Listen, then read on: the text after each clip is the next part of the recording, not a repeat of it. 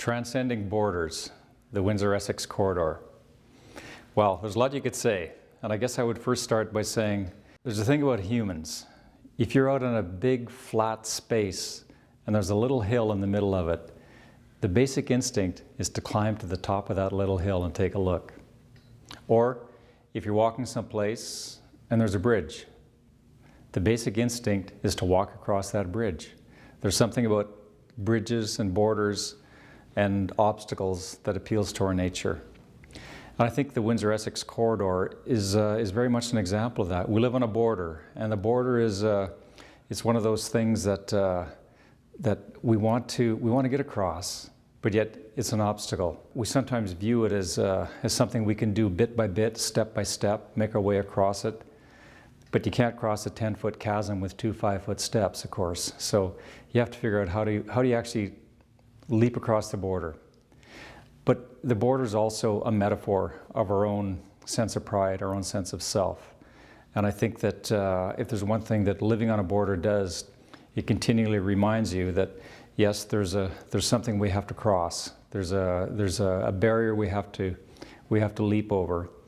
But at the same time, it reminds us of ourselves. And I see the border here as being a bit of a paradigm of what goes on in our own minds. I think Windsor-Essex, as a region, it's often viewed the border as its friend and its enemy. If there's something that we can do here to really open up the conversation about it, I think our University of Windsor campus is one such place.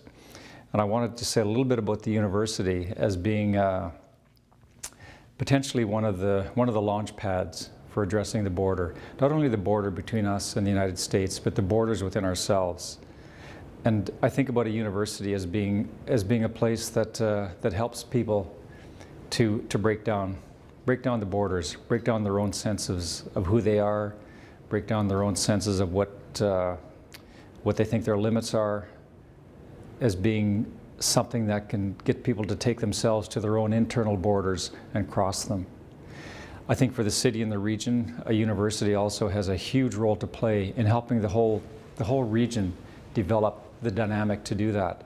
There's a reason why virtually every great European city that we go to visit or anywhere around the world, at the heart of the city is the academy. And you can go to Paris, you can go to Alexandria, you can go to lots of places. And in the middle of the city, there's the academy. And I think what we're trying to do in Windsor with the university, to try to get the university more integrated into the city, the downtown campus, is a way of bringing that sense of learning, that sense of breaking down our own internal borders, make it more a part of the energy of the community. And if the University of Windsor can do that, I think we'll be positioned extremely well. It's an incredible place to live, and there's an incredible opportunity for us to figure out how the border is there to be crossed. It's not there to hold us back.